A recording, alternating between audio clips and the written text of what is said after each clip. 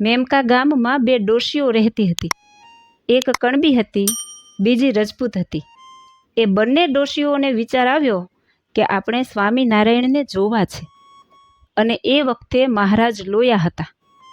આ બંને ડોશીઓ લોયા ગઈ, મહારાજના દર્શન કર્યા, ત્યાં રોકાઈ અને જ્યારે ત્યાંથી પાછી વળવાની તૈયારી કરી ત્યારે મહારાજ તે ડોશીઓને કહે, તમારે કાંઈ કહેવું છે?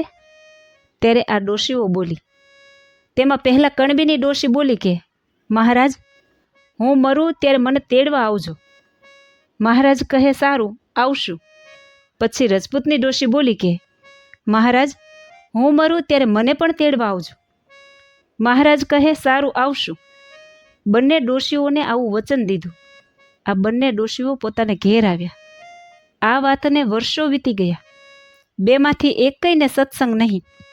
પછી કણબી ડોશીને જ્યારે દેહ મૂકવાનો સમય થયો ત્યારે મહારાજ તેડવા પધાર્યા. એ બાઈએ પોતાના દીકરા ખેતરમાં ગયા હતા, એને તાત્કાલિક બોલાવી લીધા અને કહ્યું કે જુઓ, મને સ્વામિનારાયણ ભગવાન તેડવા આવ્યા છે. એમણે મને વચન આપ્યું હતું કે અમે આવશું. તે આવ્યા છે અને સાથે સોનાનો રથ લઈ આવ્યા છે, અને એ સોનાના રથમાં મને બેસાડશે. આમ બોલીને એ કણબી ડોશીએ દેહ મૂકી દીધો. કેટલાક સમય પછી રજપૂત ડોશીની પણ આવરદા પૂરી થઈ, અને એ તો રામાનંદી હતી. એટલે રામાનંદી બધા આશ્રિતો ત્યાં આવ્યા અને એ રજપૂતબાઈની આજુબાજુમાં બેઠા હતા, અને રજપૂત બહેનને સંતોના દર્શન થયા. ત્યારે એ રજપૂતબાઈ બોલી, ઓહોહો, આ સંતો મને તેડવા આવ્યા છે. ત્યારે એ બાઈ પાસે જે રામાનંદીઓ બાઈ ભાઈ બેઠા હતા, એમણે જાણ્યું કે આપણા સાધુઓ પ્રગટ્યા.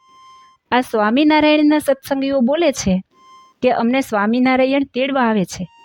એને અત્યારે ને અત્યારે બોલાવી લાવો. એને ખબર પડે કે અમોને પણ સાધુઓ તેડવા આવે છે. અને દોડીને સત્સંગી બહેનોને બોલાવી લાવ્યા. એમને કહ્યું કે જુઓ, આ ડોશીમાં મરવા પડ્યા છે, એને સાધુઓ તેડવા આવ્યા છે.